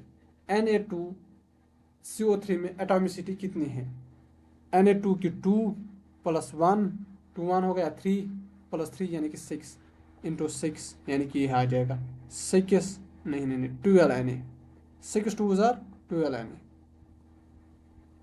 तो ये हो गया ऑप्शन ए। अब बात करते हैं ऑप्शन बी की, ठीक। 240 gram of NaOH, 240 gram of sodium hydroxide, atomic mass 40 gram, same to same 40 gram. Na में कितने होंगे, 40 ग्राम में होंगे Na मॉलिक्यूल्स, ठीक। तो 240 ग्राम में कितने होंगे, 240 ग्राम में होंगे, मुझे लगता है 2025 में जो नीट केमिस्ट्री का पेपर आया था, I think this is the one of the toughest question. Toughest question भी नहीं है, थोड़ा बड़ा है, थोड़ा बड़ा सा क्वेश्चन है, इसमें स्टेप्स बहुत है। तो Na divide by 40 unitary method into 240 into में 240, तो 0 से 0 गया, ठीक। 4 1000 4 4 6000 यानी कि 6 Na मॉलिक्यूल्स निकले। हमें निकालने हैं एटम, सोडियम का 1, ऑक्सीजन का 1, इसका 1 यानी कि 3 इंटू में 3 यानी कि 3 6000 18 Na। यानी कि हमें क्या निकालना है, 2 का हमने निकाला, हमें निकालना है सेम एटम किसके होंगे, यानी कि ए और बी के तो नहीं होंगे। ए और बी किस में दिया हुआ है, इसका अलग है, इसका 2 Na एटम्स नहीं 12 Na एटम्स है, इसका है 6, ये कितना है 3 6000 18, इसका 18 Na एटम्स है। तो इससे तो ये तो सेम नहीं है, यानी कि ए और बी का सेम नहीं है, ए और बी ये भी नहीं है, ए और बी ये भी नहीं। चलिए अब रह गए, इसे कहते हैं ऑप्शन कैंसलाइजेशन। जब आप पहले ऑप्शन कैंसिल करते हो, पहले ज्यादा क्वेश्चन करने की, जब आप ऑप्शंस में क्वेश्चन दिए हुए हैं, ठीक। तो इस वक्त क्या करोगे, आप सारे पार्ट सॉल्व नहीं करोगे, पहले करोगे 2 3 पार्ट, क्या पता उसी से आंसर आए। जैसे मैंने ये 2 किए, इन दोनों का सेम नहीं है, हमें पूछा गया सेम किसका है, ए और बी दी हो, इनका तो है ही नहीं, तो निकाले ऑप्शन से बाहर। उसमें क्या होता है, अभी आपके थे पास है 25% ऑफ चांसेस, इसके 20 ये भी हो सकता है, ये अब बच गई 50% ये भी हो सकता है, ये भी हो सकता है। क्वेश्चन ठीक होने के 50% अब हो गए, अभी थे 25%। तो जब हमने ये 2 किए, चलिए अब कर चलते हैं हम सी पार्ट पर। 12 ग्राम ऑफ H2 यानी कि मॉलिक्यूलर मास ऑफ H2 का है 2 ग्राम, 2 ग्राम से मिलता है हमें Na, और 2 ग्राम से हमें मिलता है Na, 2 ग्राम से मिलता है हमें Na, और हमें किस 12 ग्राम से 2 Na मॉलिक्यूल्स, 12 ग्राम में कितने होंगे Na, ये डिवाइड बाय ये इंटू में ये हमेशा याद रखना, ये डिवाइड बाय ये इंटू में ये 1000 6000 यानी कि 6 यानी 6 यानी मॉलिक्यूल्स आए हैं, हमें ढूंढने हैं एटम कितने हैं, 2 इंटू में 2 यानी कि 12 यानी sir sir sir sir sir sir sir sir sir 12 यानी सी का भी आया, 12 यानी ए का भी आया, यानी कि ए और सी के सेम एटम्स है, ए और सी नहीं सॉरी, ये तो गड़बड़ हो गया। कहाँ गड़बड़ हुई, कहाँ गड़बड़ हुई, कहाँ गड़बड़ हुई, कहाँ गड़बड़ हुई। हम्म, 12 यानी oh oh oh oh oh oh my god, oh my god, मैंने ये सी नहीं निकाला बेटा, मैंने ये डी निकाला था, सॉरी सॉरी सॉरी सॉरी। मैंने भी सोचा ये क्वेश्चन गलत क्यों आया, मैंने ये डी ऑप्शन निकाला है। आप देखो मैंने हाइड्रोजन का किया था, ये डी ऑप्शन मैंने किया था, और ये वाला जो मैंने किया था NaOH का, ये सी ऑप्शन है। ये सी ऑप्शन है बेटा, ये सी ऑप्शन है, this is the C option. यानी कि मैंने बी वही छोड़ दिया था, बी को करना मैं भूल गया, सॉरी। ए और सी, ACD मैंने किया, इसमें से ए और डी सेम है, ए और डी इसमें सेम है, तो क्वेश्चन तो सॉल्व हो गया। तो इतना सब करने की जरूरत क्या थी।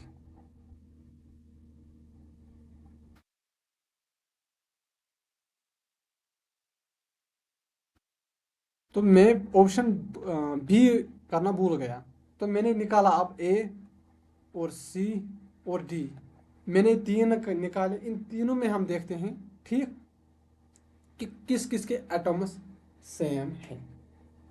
ए और डी के एटम्स सेम है, ए और डी किस में है, B B ABC, option number D will be the correct answer. खत्म, खत्म, इतना ही है, तीनों ऑप्शन। अब सारे चेक करने की क्या जरूरत है, क्योंकि नीट में खाली 1 मिनट होता है, मेन नीट में खाली 1 मिनट होता है, ठीक। मैं मेरा इसलिए टाइम ज़्यादा लगा क्योंकि मैं आपको दिखा रहा हूँ, अगर मुझे खुद करना होगा तो मैं ये स्टेप सारे खाऊंगा, ऐसे काटूंगा ऐसे काटूंगा, डायरेक्ट लिखूंगा यहाँ से 2Na इंटू और सेकेंड आ गया 12Na, तो आपको स्पीड बढ़ानी है। चलिए, थोड़ा सा टफ क्वेश्चन, थोड़ा उतना भी नहीं, थोड़ा सा टफ क्वेश्चन था। चलिए,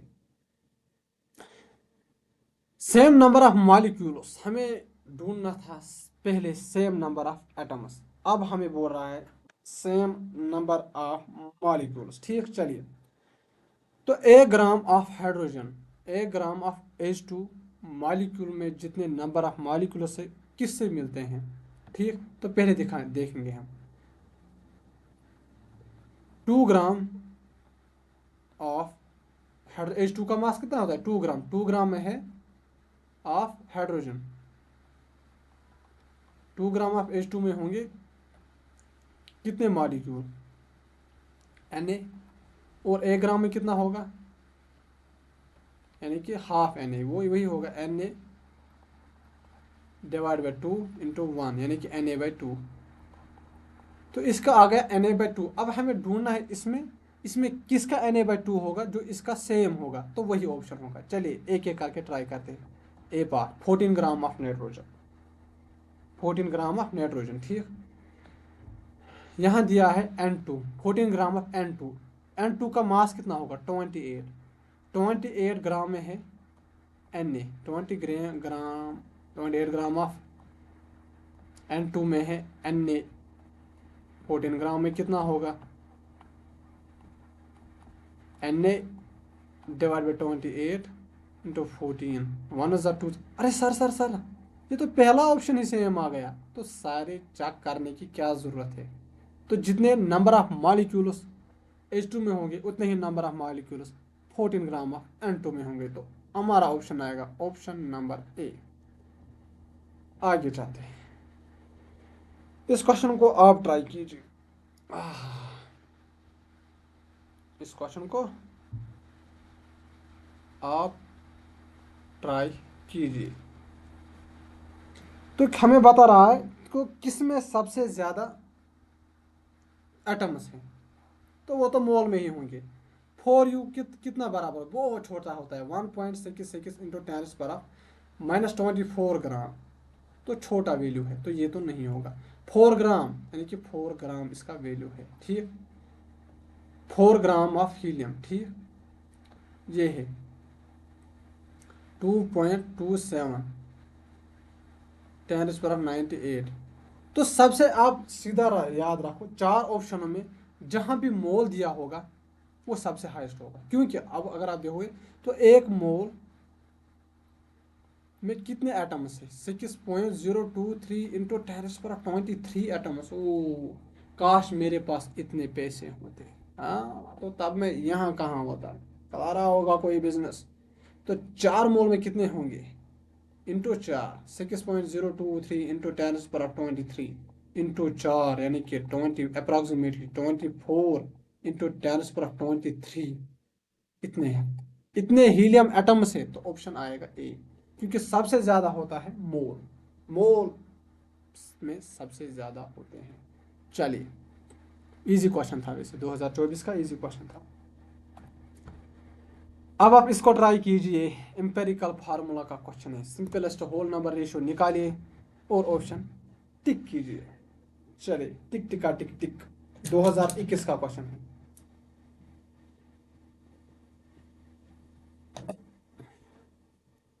नीट 2021, नीट 2021, 21, 21, 21, सॉरी आप क्या बोल रहे, 21 सॉरी 21 बोल रहा हूँ, 21, अरे ऐसा इसको सॉल्व कीजिए। An organic compound contains 78% by weight of carbon and remaining percentage of hydrogen. The right option for the empirical formula is the right option for the empirical formula is, चलिए हम इसे डब्बे बनाते हैं। देखिए एम्पेरिकल और formula के questions कैसे किए जाते हैं, ऐसे नहीं, दो ही है, ऐसे और ऐसे। चलिए ऐसे, पहले हमें दिया हुआ है कार्बन, कार्बन दिया हुआ है, हाँ, उसके बाद हमें दिया हुआ है हाइड्रोजन, हाइड्रोजन, कार्बन और हाइड्रोजन। कार्बन का कितना मास है, 78, हाइड्रोजन का रिमेनिंग, तो 78 100 में से, तो टोटल कितना होता है 100, उसमें से 78% कितना है कार्बन, तो रिमेनिंग क्या है 22%, वो क्या होगा, वो होगा हमारा हाइड्रोजन, ठीक। अब हम इनको इनके एटॉमिक वेट से डिवाइड करेंगे, 78 एटॉमिक वेट 12, एटॉमिक वेट 1, ठीक। चलिए, तो वो आ जाएगा 12 divide by 78, 12 divide by 78, 78 divide by 12, वो होगा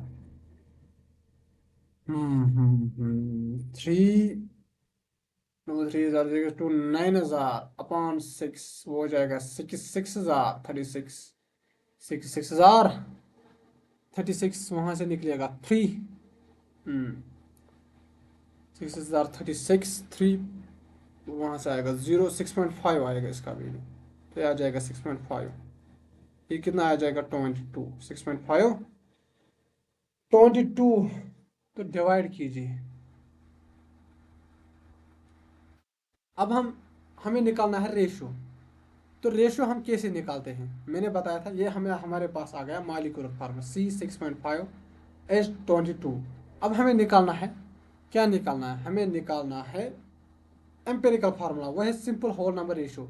सिंपल सबसे छोटा नंबर कौन सा है, 6.5, दोनों को डिवाइड करो, 6.5 डिवाइड बाई 6.5, 2.5 डिवाइड बाई 6.5, तो ये आ जाएगा 1, तो ये आ जाएगा अप्रॉक्सीमेटली 3, 6.5 डिवाइड बाई 22, ये आ जाएगा 3 पॉइंट या कुछ भी आएगा, तो अप्रॉक्सीमेटली अगर देखोगे तो 3 आ जाएगा, तो कार्बन आ जाएगा 1, C1H3, C1H3, C1H3, C1H3, CH3, CH3, CH3, CH3, ये वाला option CH3, option number D. Next,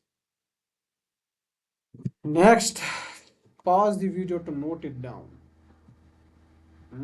Pause the video to note it down. 2020 का क्वेश्चन है, नीट 2020 का क्वेश्चन है। तो हमें क्या बोला है, which one of the following has maximum number of atoms, इनमें से सबसे ज़्यादा एटम्स किसके पास होंगे। तो हमें एक एक करके चेक करना है, क्वेश्चन थोड़ा बड़ा होगा तो थोड़ा सह लीजिएगा।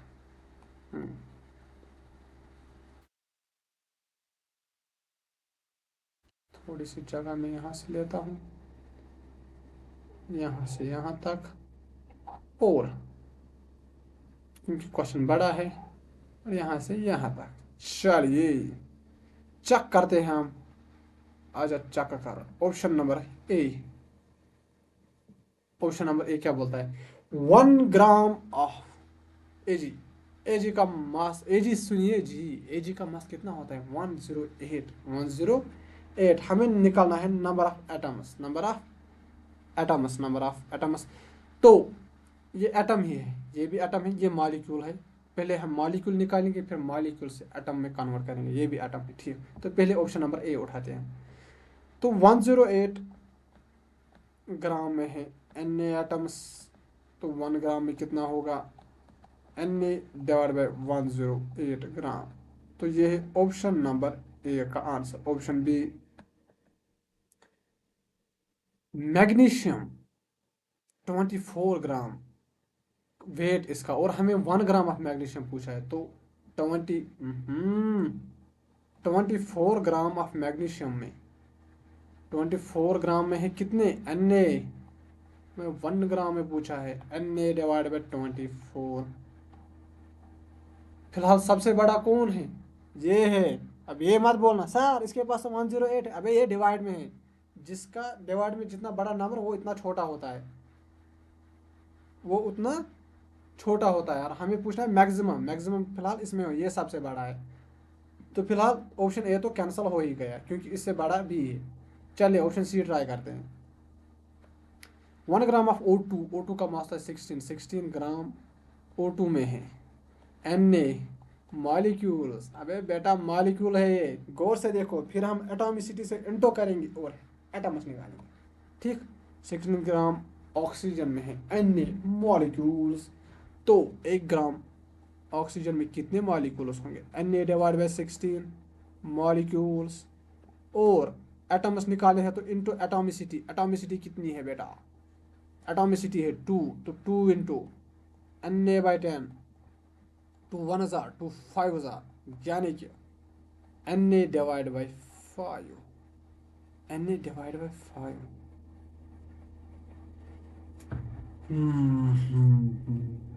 कहीं तो गड़बड़ हुआ। हाँ, अरे भाई साहब, ये 16 था यहाँ, जल्दी में मैंने 10 लिख दिया। ये क्या हो रहा है मेरे साथ, ये 16 है। तो 16 ग्राम में है Na मॉलिक्यूल्स, तो 1 ग्राम है Na बाई 16। तो हमें निकालना है एटम से, मॉलिक्यूल्स हैं। तो अगर हम एटम्स निकालेंगे तो atomicity 2 into Na by 6, 2 1000, Na by 16, 2 8000, Na by 8 आ गया। अगर ये Na बाई 8 आ गया तो ये वाला इससे बड़ा है, तो ऑप्शन डी भी खत्म हो गया। हमें निकालना है हाईएस्ट एटम्स किस में होंगे। तो इसमें सबसे कम, उससे ज़्यादा इसमें, और इससे ज़्यादा सी में। अब डी में क्या पता, डी में इससे भी ज़्यादा हो। लिथियम का मास है 7, तो 7 ग्राम में है। Na एटम, ये मॉलिक्यूल नहीं है, एक ही है एटम है, Na एटम, ठीक। तो 1 ग्राम में कितना होगा, Na डिवाइड बाई 7। अरे भाई साहब, ये तो सबसे बड़ा है। तो Na बाई 7, Na बाई 8 से ज़्यादा है, Na बाई 24 से ज़्यादा है, Na बाई 108 से ज़्यादा है। तो ऑप्शन सी भी ख़त्म हो गया। तो लिथियम में, 1 ग्राम लिथियम में सब ज़्यादा हो गए atoms as compare to 1 gram oxygen में। तो option number D will be the correct answer. थोड़ा लॉन्ग क्वेश्चन था, पर चलिए, जिसका कंसेप्ट बिल्ड शॉर्ट नोट्स में मैंने पढ़ाया। तो एटॉमिसिटी, बस एटम से मॉलिक्यूल, अगर हमें, मैंने बताया था, अगर हमें मॉलिक्यूल से एटम्स निकालना है तो इंटू करेंगे एटॉमिसिटी से, एटॉम्स एटम्स से निकालना है मॉलिक्यूल तो डिवाइड करेंगे एटॉमिसिटी से। चलिए, नीट 2019 का, ओह नीट 2019 का क्वेश्चन है, नीट 2019 का क्वेश्चन है स्टोइशियोमेट्री से। The number of moles of hydrogen molecules of produce 20 moles of ammonia through Haber's process. सारे हेबर्स प्रोसेस क्या होता है? N2 + 3H2 गिव्स, अरे सर थोड़ा तो अच्छे से लिखो, N2 + 3H2 गिव्स 2NH3। पहले मैंने बताया था स्टोइशियोमेट्री सॉल्व करने से पहले आप देखोगे कि बैलेंस रिएक्शन है कि नहीं। इसमें 2 नाइट्रोजन, यहाँ भी 2 नाइट्रोजन, यहाँ 6 हाइड्रोजन, 2 3 ज़ा 6, तो यहाँ भी 6 हाइड्रोजन, कैसे सर 3 2 ज़ा 6। चलिए अब हमसे क्या दिया हुआ है और क्या पूछा हुआ है? अरे सर बहुत इजी है, बहुत इजी है। तो दिए हुए हमें the number of moles of hydrogen molecules to produce, हमें निकालने हैं number of moles of hydrogen, इसके मोल्स निकालने हैं, और वेट अ मिनट, इसके मोल्स निकालने हैं, 2019 का क्वेश्चन है, और इसके moles to produce 20 moles of ammonia, इसके 20 मोल्स दिए हुए हैं, 20 मोल्स,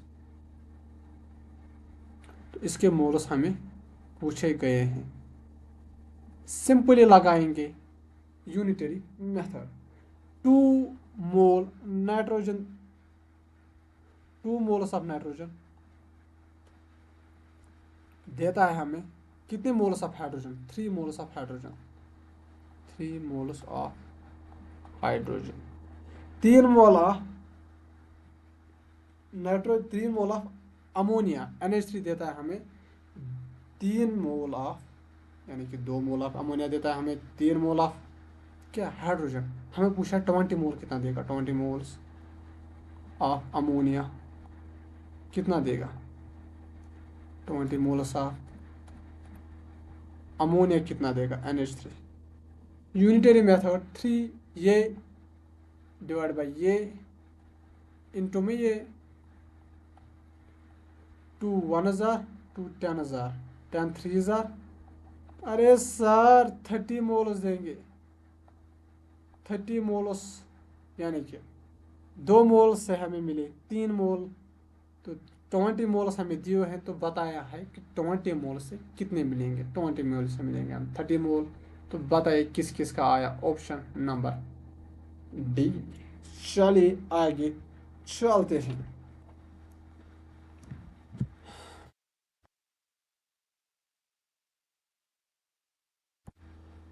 तो ये रहा 2009 का क्वेश्चन आपके लिए।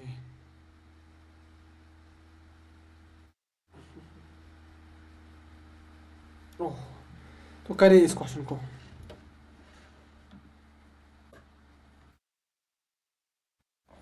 वीडियो को पॉज कीजिए, AIPMT 2009 का क्वेश्चन कीजिए। चलिए तो मैं करके दिखाता हूँ, ये करके दिखाओ सर, ये करके दिखाओ, अब भी करके दिखाता हूँ क्वेश्चन का सॉल्यूशन। अब क्वेश्चन हमसे क्या पूछ रहा है, 10 gram of hydrogen and 64 grams of oxygen were filled in a steel vessel and exploded. Amount of water produced in this reaction will be, हमें निकालना है कितना वाटर प्रोड्यूस हुआ होगा, यानी कि H2 से मिला हमें, H2 को मिलाया O2 से, हमें मिला H2O। अब देखो रिएक्शन बैलेंस है कि नहीं। सर यहाँ मिले हैं हमें एक ऑक्सीजन, यहाँ 2 हाइड्रोजन, यहाँ 2 हाइड्रोजन, यहाँ एक ऑक्सीजन, तो यहाँ 2 ऑक्सीजन, इसको 1/2 से डिवाइड करेंगे तो एक ऑक्सीजन बन जाएगा। तो हमें क्या बोला है, 10 ग्राम इसके दिए हुए हैं और 64 ग्राम इसके दिए हुए हैं।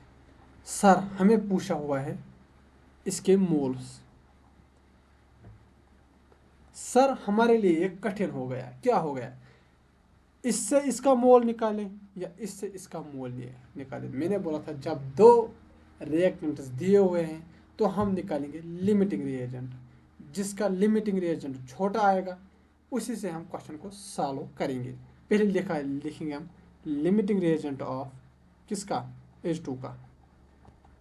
लिमिटिंग रिएजेंट निकालने से पहले हमें निकालने होंगे मोल्स। तो इसके मोल्स कितने होंगे? तो हम निकालेंगे मोल्स ऑफ, पहले निकालेंगे हम मोल्स, मोल से निकालेंगे लिमिटिंग रिएजेंट, लिमिटिंग रिएजेंट से निकालेंगे हम वाटर के मोल्स। चलिए अभी दिखाता हूँ कैसे। पहले निकालेंगे हम moles, moles of H2, moles of H2 कितना होगा? वो होगा गिवन मास, मोलस निकालते हैं गिवन मास अपन मोलर मास यानी कि 2, वो आ जाएगा 5, यानी कि इसके आएंगे हमें 5 मोल्स, 5 मोल्स। ठीक, अब हम निकालेंगे ऑक्सीजन के moles. Number of moles of O2 given mass 64 का अपन मोलर मास। O2 का मोलर मास कितना है? 32, लेकिन हाफ O2 दिया है। 32 का हाफ कितना हो गया? 16 डिवाइड बाई 16, वो आ जाएगा 4। तो तो तो तो ये इसके आएंगे हमें 4 मोल्स, 4 मोल्स। ठीक, तो इसके आए हमें 5 मोल्स, इसके आए हमें 4 मोल्स। अब भी कन्फ्यूजन है सर, इसके मोल्स से ये वाले मोल्स निकाले या इसके मोल्स से ये वाले मोल्स निकाले। अब हम निकालेंगे लिमिटिंग रिएजेंट, जिसका रेशियो कम आएगा वही है लिमिटिंग रिएजेंट, उसी से हम निकालेंगे वाटर के मोल्स। चलिए तो सर कैसे करेंगे अब भी बताता हूँ। इसका limiting reagent of H2 given moles upon stoichiometry. इसका स्टोइचियोमेट्री क्या है? 1 डिवाइड बाई 1, वो आ जाएगा 5। इसका limiting reagent of O2 given moles upon stoichiometry 1/2, तो ये ऊपर जाएगा। तो ये बन जाएगा 4 × 2 यानी कि 8। तो इसका लिमिटिंग रिएजेंट आया 8, इसका लिमिटिंग रिएजेंट आया 5। तो जिसका कम लिमिटिंग रिएजेंट उसी से हम क्वेश्चन को सॉल्व करेंगे। तो ये है हमारा, इसका रेशियो आया, रेशियो देखेंगे हम, मोल उसका रेशियो देखेंगे हम। ठीक, पहले हमने लिखा H2 का रेशियो, ये हमने लिखा H2 का रेशियो, ये हमने लिखा किसका रेशियो? O2 का रेशियो। रेशियो किसका काम है? वो है लिमिटिंग रिएजेंट। O2 का काम है नहीं, हाइड्रोजन का काम है। O2 का ज़्यादा है तो जिसका काम, तो वह है लिमिटिंग रिएजेंट, यानी कि यह है लिमिटिंग रिएजेंट क्योंकि इसका रेशियो कम आया है। अब चलिए हम निकालते हैं मोल्स यूनिटरी मेथड से, very easy. 1 mole 1 mole of H2 देता है 1 mole of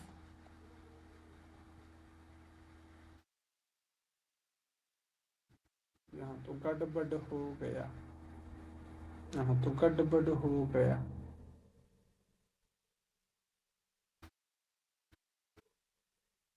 given mass is equal to 10 upon molar mass is equal to 2, वो आ जाएगा हमारा 5, वो आ जाएगा हमारा 5। ठीक, oxygen is limited so produce on dependent 1 mole of 0.5 moles 2 मोल। ठीक ठीक ठीक, अब देखते हैं गलती कहाँ हुई है। अब भी बताता हूँ कि गलती हुई कहाँ है। 0.5 40 divided by 5 given moles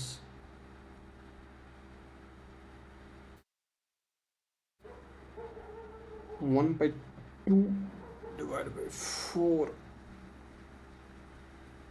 कहीं आ गया तो आ जाएगा 1/, वेट अ मिनट बेटा, डिवाइड बाई 4 तो आ जाएगा ऊपर, और डिवाइड बाई 2 आ जाएगा 2 मोल्स।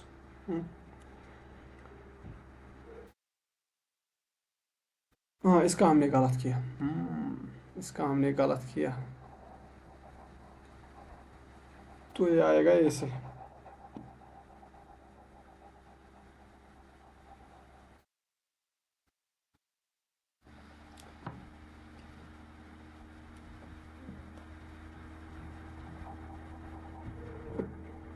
तो ये आएगा ये सही कैसे आएगा 1/2 यानी कि 0.5। तो 0.5 कितने किसके मोलस हम निकालेंगे ऑक्सीजन के। तो 0.5 divide by 0.5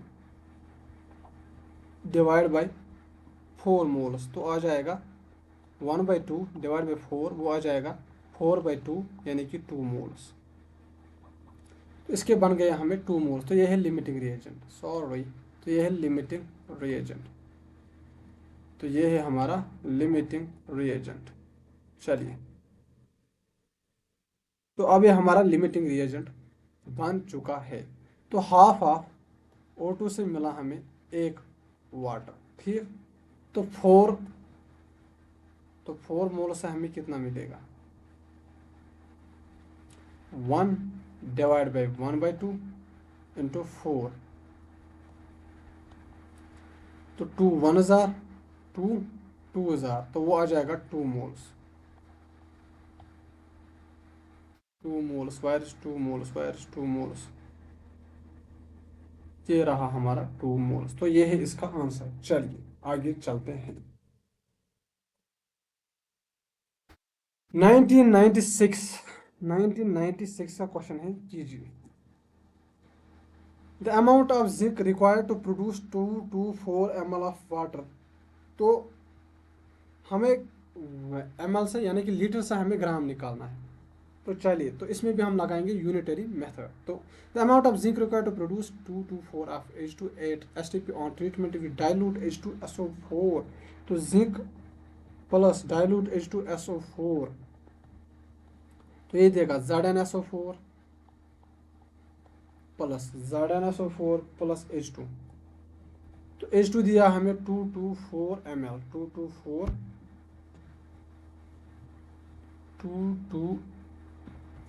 ml 224 ml 65 gram. The amount of zinc required to produce 224 ml of water। अच्छा, ये हमें निकालना है जिंक। कितना जिंक हमें लगेगा 2 शायद मुझे लगता है कि मैंने क्वेश्चन गलत लिखा है। मुझे ऐसा क्यों लग रहा है 59। एक मिनट बेटा, नहीं नहीं, क्वेश्चन तो मैंने ठीक लिखा है। चलिए ट्राई करते हैं, ट्राई मारते हैं। ट्राई में क्या रखा है sir, practice makes the man perfect. क्योंकि मैं देख के नहीं आता हूँ आपकी तरह कि कैसे करना है। मैं ऐसे ही लेता हूँ क्वेश्चन और लगा देता हूँ, फिर जो होगा देखा जाएगा लेक्चर में। चलिए, तो हमें बोला है कि जिंक रिक्वायर्ड, इसका ग्राम हमें निकालना है, कितने ग्राम बनेंगे। और ये हमें दिया है 224 ml, ठीक। तो 1 मोल से 1 मोल H2 से हमें मिल रहा है 1 मोल जिंक। 1 मोल H2 से हमें मिल रहा है 1 मोल जिंक, ठीक। तो 1 मोल से मिल रहा है हमें 1 मोल, ठीक। तो हम पहले इसके मोल्स निकालेंगे। 1 मोल से मिल रहा है 1 मोल, तो 224 ml दिया हुआ है। तो मोल्स ऑफ H2 हमें निकालने हैं। मोल्स ऑफ H2 यानी कि वो होगा 1 मोल्स ऑफ H2 होगा given 224 upon 22.4 litre. 224 upon 22.4 litre 22.4 litre. तो हमें ml में दिया हुआ है, ये हमें ml में दिया हुआ है। हम ये भी इसको भी ml में कन्वर्ट करेंगे। 224 में कितने ml होते हैं 22.4 इंटू करेंगे 1000, 1 2 3, वो आ जाएगा हमारा 22400 ml, यानी कि 22400 ml। यानी कि अब हम मोल्स निकालेंगे। Moles of H2। Given moles, वो नहीं, given volume 224 upon volume at S T P 22400 1000 तो वो आ गया 1/100 यानी कि 0.01 मोल। 0.01 मोल तो एक मोल हाइड्रोजन देता है 1 मोल, तो 0.01 कितना देगा? 0.01 मोल देगा हमें, मोल ऑफ हाइड्रोजन देगा हमें 0.01 mole of H2, 0.01 mole of zinc, 0.01 mole of zinc. ठीक, तो चलिए, तो 0.01 मोल, एक मोल में होता है, एक मोल का मास कितना होता है? एक मोल का मास होता है, एक मोल जिंक का मास होता है Zn का होता है 65। तो 0.01 का कितना होगा? 0.01 मोल का मास होगा ऑफ जिंक 65 अपॉन 0.01 तो वो हो जाएगा 65 अपॉन 0.01 को हम लिख सकते हैं 1/100। 1 मिनट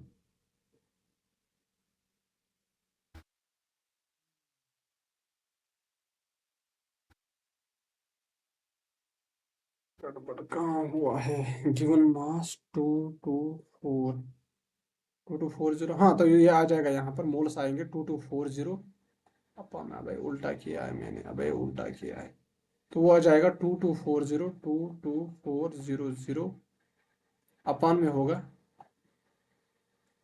224 तो वो आ जाएंगे 100 मोल्स। 100 मोल्स तो वो आ जाएंगे 100 मोल्स, यानी कि हाइड्रोजन के हमें मिले 100 मोल्स, हाइड्रोजन के मिले हमें 100 मोल्स। ठीक, तो 1 मोल देता है इतना, 1 मोल देता है इतना, तो 100 मोल देंगे 0.01 मोल कितना देगा?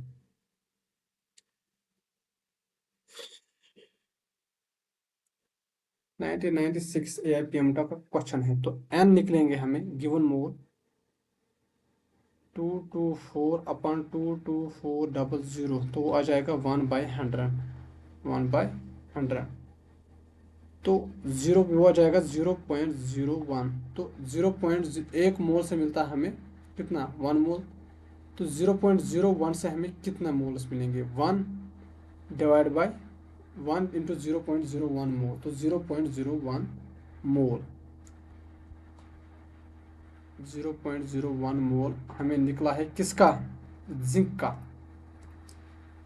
तो 0.01 मोल हमें निकला है जिंक का। ठीक, तो एक मोल जिंक का मास कितना होगा?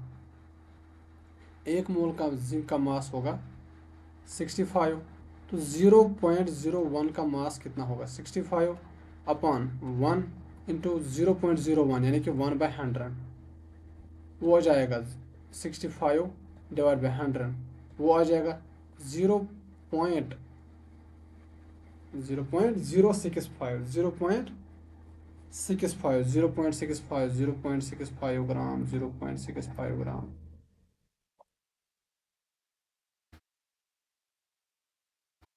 Option C. चलिए, आज का लास्ट क्वेश्चन तो ये कीजिए आप, वेपर डेंसिटी का क्वेश्चन है। At STP the density of CCl4 vapour in gram per litre will be nearest. तो हमें निकालना है vapour density, vapour density, weight of 1 mole of CCl4 vapour, तो वेट ऑफ 1 मोल कितना होगा CCl4 का STP पे? तो वो होगा हमारा 154 ग्राम, 154 ग्राम। तो डेंसिटी कितना होगा? डेंसिटी ऑफ CCl4 वेपर का कितना होगा? ठीक, तो वो होगा 154 अपॉन 22.48 STP, यानी कि 154 STP पर वॉल्यूम कितना होगा? तो डेंसिटी होगा मास बाय वॉल्यूम, मास कितना है 154 और वॉल्यूम कितना है 22.4, ये होता है STP पर, STP पर पूछा है। ठीक, तो उसका आंसर जब आप निकालोगे तो वो आ जाएगा 6.875 ग्राम लीटर इनवर्स। 6.875 ग्राम लीटर इनवर्स। ठीक। तो 1998 तक मैंने आपके क्वेश्चंस करवा दिए हैं। तो ये इसी के साथ हमारा लेक्चर खत्म होता है। इसी के साथ हमारा लेक्चर खत्म हो आपके। तो क्या क्या किया मैंने आपके आपके क्या क्या करवा दिए मैंने आपके आपके शॉर्ट नोट्स। आपके शॉर्ट नोट्स मैंने कंप्लीट करवा दिए। नीट के PYQs आपके मैंने करवा दिए। ठीक। और इससे ज़्यादा क्या चाहिए मुझे? चाहिए क्या चाहिए? अगर आप फाइनेंशियली हेल्प करना चाहते हो, फाइनेंशियली हेल्प करना चाहते हो, ये है मेरा QR code. You can scan it and transfer money from your account to my account. चलिए, तो thank you, bye bye, love you all. मिलते हैं नेक्स्ट वीडियो में नेक्स्ट चैप्टर के साथ with next short hand written short notes and NEET PYQs। Bye bye.